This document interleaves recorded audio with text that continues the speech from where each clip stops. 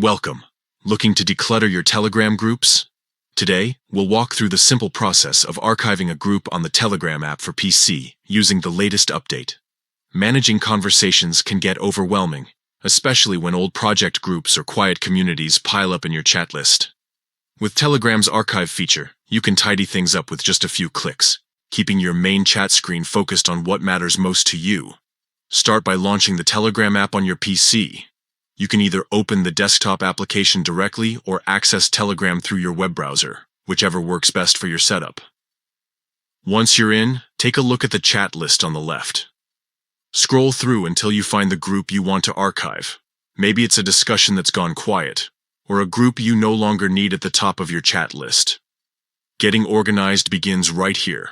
Now comes the easy part. Right-click on the group you want to archive. A menu will pop up with several options. Simply select Archive from this list. Instantly, the group is moved out of your main chat list and into a separate archive section. Out of sight, yet not deleted. Your old group chats stay safe and accessible whenever you need them.